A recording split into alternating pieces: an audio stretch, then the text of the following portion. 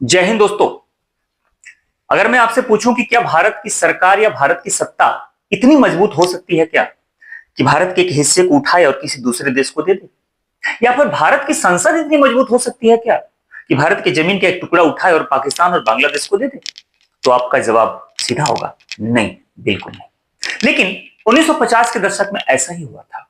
भारत की सरकार यानी कि जवाहरलाल नेहरू की सरकार ने ऐसा ही किया और हिंदुस्तान की जमीन का एक ऐसा टुकड़ा उठाया और पाकिस्तान को दे दिया। फिर एंट्री होती है सुप्रीम कोर्ट की और एक ऐसे विवाद की जिसने प्रस्तावना से लेकर संसद की शक्ति तक सब कुछ हिला करके रख दिया। आज बात एक ऐसे केस की करेंगे और एक ऐसे विवाद की करेंगे जिसे सुलझाने के लिए जवाहरलाल नेहरू की सरकार ने अपनी जमीन का एक हिस्सा उठाया और पाकिस्तान को दे दिया। फिर आप कमेंट करके भी बताइएगा पूरा वीडियो देखने के बाद कि जवाहरलाल नेहरू ने ऐसा क्यों किया। क्या वो सीमा विवाद को सुलझाने के लिए किया, या भारत की इमेज को बचाने के लिए किया, या फिर उन्होंने सबसे बड़ी गलती कर दी? बात से आपको यह भी बताऊंगा कि 2015 ईस्वी में आज के वर्तमान प्रधानमंत्री नरेंद्र मोदी ने भी ऐसा क्यों किया कि एक जमीन का बड़ा हिस्सा उठाया और बांग्लादेश को दे दिया। तो आइए इस कहानी या विवाद के परत दर परत का विश्लेषण करते हैं।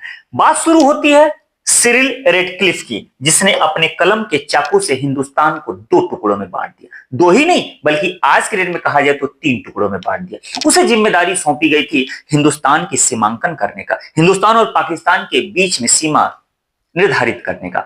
उसको समझ में नहीं आ रहा था कि क्या करे, लेकिन रात में बैठा और सोचा कि भाई करना क्या है। किसी एक को आधार माना जाए, जिला नहीं, गांव नहीं, जनसंख्या नहीं, उसने उठाया थाना। एक एक थाना क्षेत्र को उठाया, इसको रख दिया पाकिस्तान में और इसको रख दिया हिंदुस्तान में। तो थाना के हिसाब से, थाना क्षेत्र के हिसाब से उसने सीमा का निर्धारण कर दिया। ये देखिएगा यहां से ये जो सीमा इसे कहे पश्चिमी पाकिस्तान, और यहां पर उसने ये कलम चलाया और इसे कहा पूर्वी पाकिस्तान। इस तरीके से सीमा का निर्धारण उसने कर दिया। लेकिन इसी सीमा निर्धारण के बीच में कुछ कुछ जगह ऐसी छूट गई जो पाकिस्तान या भारत के अधिकार क्षेत्र में तो थी, लेकिन कहीं कागज पर उसने उल्लेख नहीं किया, और इसी से एक विवाद का जन्म होता है। और वो जगह है बेरूबाड़ी। बेरूबाड़ी पश्चिम बंगाल, आज के पश्चिम बंगाल की जस्ट ऊपर, थोड़ा सा ऊपर, ये देखिएगा आपके सामने ये भी दिखाई दे। यहां पर एक बेरूबाड़ी संघ नंबर 12, बेरूबाड़ी यूनियन नंबर 12 एक छोटी सी रियासत हुआ करती थी। अब वो कहने के लिए तो हिंदुस्तान के हिस्से में थी, लेकिन कागज में कहीं उल्लेख नहीं था। धीरे धीरे जब वक्त गुजरता चला गया, 1952 के समय आते आते पाकिस्तान ने राग अलापना शुरू किया कि ये मेरा है। पाकिस्तान ने कहा कि ये मेरा है, और उसने सीधा कहा कि नक्शा खामोश है तो जमीन हमारी है। विवाद बढ़ता चला गया, गोलियां चली, सीमा पे विवाद हुआ और मामला सीमा से निकलकर कूटनीति के मेज पर आ गया। हिंदुस्तान के प्रधानमंत्री थे जवाहरलाल नेहरू। जवाहरलाल नेहरू उस दौर में प्रधानमंत्री बने थे कि जब पूरा विश्व दो खेमों में बटा हुआ था। इधर अमेरिका का खेमा था और इधर सोवियत संघ का खेमा था। जवाहरलाल नेहरू नहीं चाहते थे कि भारत किसी खेमे में बटे। जवाहरलाल नेहरू चाहते थे कि भारत की जो पहचान हो वो पूरी दुनिया में एक शांति के देश के रूप में हो। वो गुट निरपेक्ष के नेता के रूप में आगे बढ़े और हिंदुस्तान गुट निरपेक्ष देश बनकर के सामने आए। तो वो नहीं चाहते थे कि विवाद बहुत बढ़े। ये देखिएगा बेरूबाड़ी जो यूनियन यानी कि जो संघ है, ये आपको इतना हिस्सा आपको ये दिखाई जो दे रहा है, ये भारत के हिस्से में था, लेकिन यहां पर ये पूर्वी पाकिस्तान ये कहता था कि ये मेरा है और भारत तो कहता था मेरा है, भारत के हिस्से में था। लेकिन जवाहरलाल नेहरू इस विवाद को शांति से समझाने के पक्षधर थे। उन्होंने क्या किया, 1958 ईस्वी में पाकिस्तान के प्रधानमंत्री फिरोज खान नून को भारत आमंत्रित किया। फिरोज खान नून 1958 ईस्वी में भारत आते हैं और दिल्ली में कूटनीति के मेज पर दोनों लोगों ने बैठकर समझौता किया। और समझौता क्या था कि बेरूबाड़ी यूनियन को, संघ को आधा आधा बांट लिया जाए, यानी कि आधा पूर्वी पाकिस्तान और आधा हिंदुस्तान में। जब यह खबर पश्चिम बंगाल में पहुंची तो दंगे भड़क गए। पश्चिम बंगाल के लोग पागल हो गए, सड़कों पे आ गए, आगजनी होनी शुरू हो गई। पश्चिम बंगाल ने सीधा दिल्ली को मैसेज दिया कि आपके घर का सामान नहीं है कि जब चाहे उठाए, जिसको मर्जी उसको दे दे। हम हिंदुस्तान के लोग हैं, हिंदुस्तान हमारी जमीन है और हिंदुस्तान से हम कहीं नहीं जाने वाले हैं। हमें आप कौन होते हैं हमें उठा करके किसी दूसरे देश में भेज देने वाले? ये पूरा हिंदुस्तान जल उठा इस मुद्दे को लेकर के। लेकिन चूंकि संविधान पूरा पावर केंद्र की सत्ता को दे रहा था, संविधान कह रहा था कि केंद्र की सत्ता अगर किसी सीमा में विवाद है तो उसको सुलझाने के लिए वो सर्वे सर्वा है, वो अपने स्तर से कानून बना सकता है। फिर क्या था, विपक्ष में जो बैठे लोग थे उन लोगों ने भी इस पे आपत्ति की, वो जोर शोर से इस विवाद को उठाया। जवाहरलाल नेहरू ने सोचा कि कानून बना दिया जाए और कानून बनाने के लिए अनुच्छेद 368 के तहत एक बिल पेश किया। तो बिल का प्रावधान होता है कि कोई भी बिल पेश करने, संविधान संशोधन से संबंधित अगर बिल पेश करना है तो राष्ट्रपति के पास पूर्वानुमति के लिए भेजना होता है, उनकी सहमति लेनी होती है। राष्ट्रपति राजेंद्र प्रसाद ने बड़ा ही दिलचस्प काम किया। राजेंद्र प्रसाद ने इस बिल को अनुच्छेद 143 का सहारा लेते हुए सुप्रीम कोर्ट के पास भेज दिया। क्यों? क्योंकि राष्ट्रपति राजेंद्र प्रसाद खुद भी नहीं समझ पाते थे कि भाई संविधान केंद्र को पावर भी देता है और ये भी हम अपने गले के नीचे नहीं उतार सकते यार कि अपनी जमीन उठा के पाकिस्तान को दे दिया जाए। तो राजेंद्र प्रसाद ने ये जो गेट थी वो सुप्रीम कोर्ट के पाले में दे दी। अब वहां सवाल बड़ा पेचीदा था। संविधान क्या कहता था? संविधान की प्रस्तावना में दो शब्द बड़े लाजवाब लिखे गए हैं। संविधान की प्रस्तावना में लिखा गया है कि भारत संपूर्ण प्रभुत्ता संपन्न वाला देश है, भारत लोकतांत्रिक गणराज्य वाला देश है। मतलब यह है कि प्रभुत्ता संपन्न भारत किसी दूसरी शक्ति के प्रभाव में नहीं आने वाला है। भारत की जो प्रभुत्ता है वो अपने दम पर है। कोई दूसरा देश क्या कह रहा है इससे भारत को कोई लेना देना नहीं है। किसी दूसरे देश के दबाव में भारत नहीं आ सकता। ये भारत की प्रभुत्ता संपन्न प्रस्तावना कह रही है। फिर दूसरा शब्द था लोकतांत्रिक गणराज्य। अब यहां पर एक पेचीदगी थी, ध्यान से समझिएगा। यानी कि भारत में जो केंद्रीय सत्ता बैठी हुई है वो भारत की जनता के द्वारा चुनी गई है। अब वह बेरूवाड़ी संघ के जो लोग होंगे वही वोट देकर के वही तो चुने होंगे ना केंद्र की सत्ता को, और केंद्र की सत्ता फिर उन्हीं लोगों को उठा करके पाकिस्तान को दे देती है। तो फिर इस प्रस्तावना में लिखे हुए शब्दों का क्या होगा? ये बहुत ही पेचीदगी थी। सवाल कई थे। सुप्रीम कोर्ट के पास जब ये मामला आया अनुच्छेद 143 के तहत, अनुच्छेद 143 कहता है कि राष्ट्रपति जब चाहे लगे कि कुछ ऐसी पेचीदगी वाली बातें हैं तो सुप्रीम कोर्ट से सलाह ले सकता है। अब सुप्रीम कोर्ट के पास कितने सवाल थे? पहला सवाल यह है कि सरकार अपनी भूमि किसी दूसरे देश को दे सकती है क्या? दूसरा, क्या संविधान में ऐसा कोई प्रावधान है कि केंद्र की सरकार या भारत की सरकार जब चाहे अपना जमीन उठाए और दूसरे को दे दे? समझौता होने के बाद संविधान का नियम क्या कहता है और संविधान में संशोधन करना जरूरी है क्या? समझौता तो हो गया, दिल्ली में बैठे जवाहरलाल नेहरू और फिरोज खान नून दोनों लोग बैठे, समझौता तो हो चुका था, लेकिन क्या अब संविधान संशोधन करना जरूरी है क्या? अगला सवाल एक और पैदा होता है कि अनुच्छेद 3 के तहत संशोधन किया जाए या अनुच्छेद 368 के तहत संशोधन किया जाए। एक और सवाल है कि प्रभुत्ता संपन्न और लोकतांत्रिक गणराज्य का क्या होगा? अब इससे निपटने के लिए सुप्रीम कोर्ट ने आदेश जारी किया और सुप्रीम कोर्ट का वो आदेश जो मील का पत्थर साबित हुआ। केंद्र की सत्ता, केंद्र का दायरा, सुप्रीम कोर्ट का दायरा, सब कुछ उसने डिसाइड कर दिया। और इसमें संविधान क्या कहता है, संविधान की प्रस्तावना का क्या हुआ, जरा ध्यान से समझिएगा।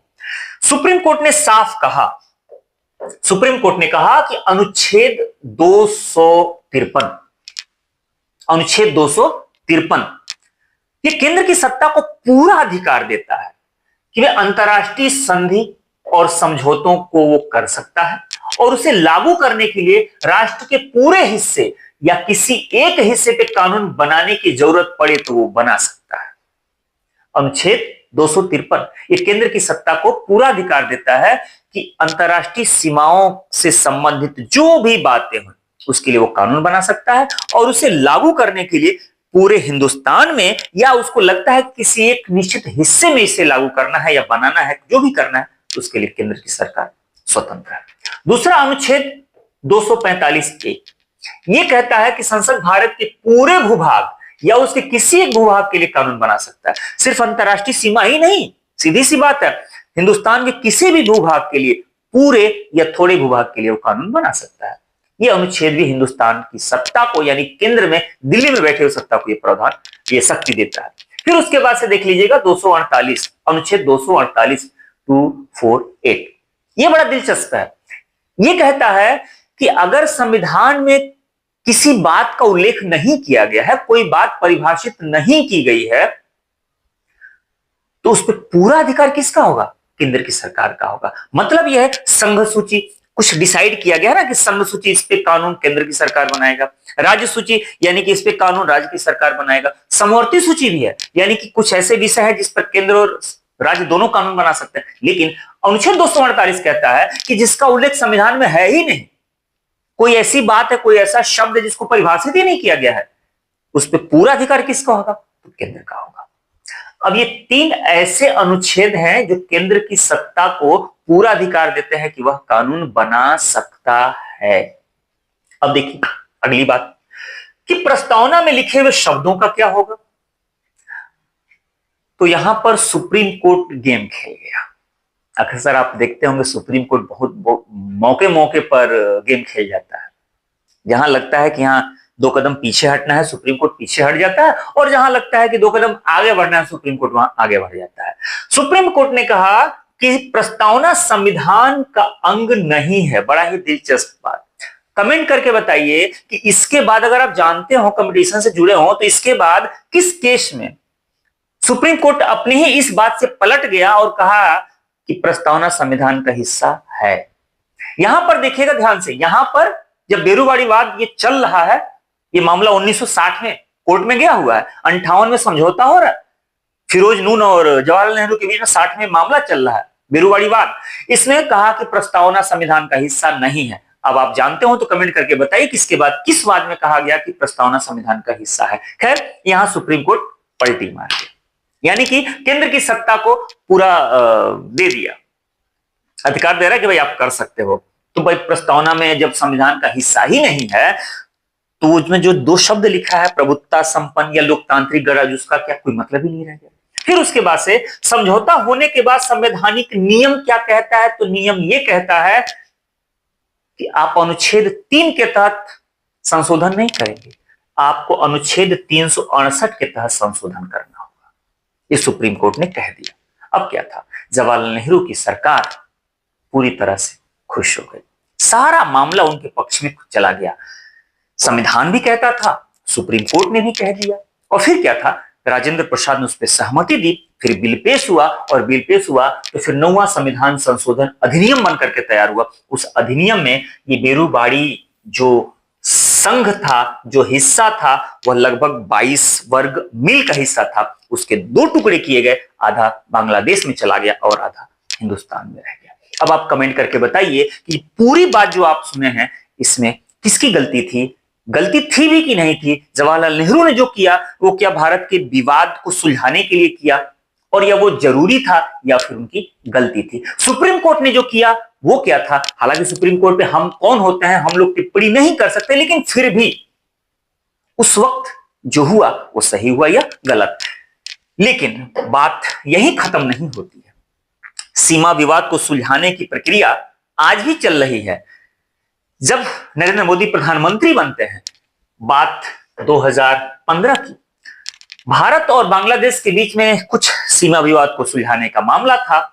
कुछ ऐसे ही एनक्लेव थे। अब एनक्लेव का मतलब ये होता है कि कुछ ऐसी छोटी छोटी जमीनें, थोड़े बहुत ऐसे जमीनें जो 3 तरफ से दूसरे देश में घुसी पड़ी हुई है, घिरी पड़ी है, ये उनकी छोटी सी जमीन है। जैसे मान के चलिए कि सीमा है, ऐसे ही है, तो ऐसे हो या ऐसे हो, सीधी सी बात है।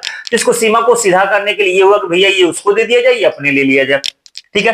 तो इसको कहते हैं एनक्लेव, यानी कि ऐसा क्षेत्र जो दूसरे देश की सीमा में घुसा पड़ा हुआ, उसको एनक्लेव कहते हैं। तो सीमा विवाद को सुलझाने के लिए ये काम किया गया। 6वां संविधान संशोधन अधिनियम बना कब? 2015 में, और इसके तहत बड़ा ही शानदार काम हुआ, जरा ध्यान से देखिएगा। बांग्लादेश को 111 एनक्लेव दे दिया गया, और भारत को कितना मिला? 51 एनक्लेव भारत को मिला।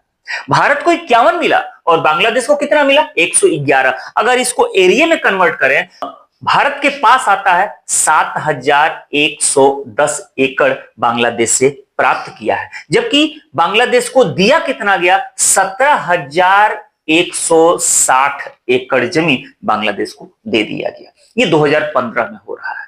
कुल मिला के ये दोनों काम जो हुआ है, ये जो 1960 में हुआ और जो 2015 में हुआ, इसका मकसद सिर्फ एक था, सीमा के विवाद को सुलझाना। अब आप कमेंट करके बताइए, पूरी बात मैंने आपको बता दी। ये 1960 में हुआ वो और 2015 में हुआ ये। आप इससे सहमत हैं या नहीं है? ये जो जमीनें थी ये बांग्लादेश को देनी चाहिए थी या नहीं देनी चाहिए थी? आप अपने कमेंट करके अपनी राय रख सकते हैं। मिलते हैं ऐसे किसी मजेदार टॉपिक के साथ, तब तक अपना ख्याल रखिए।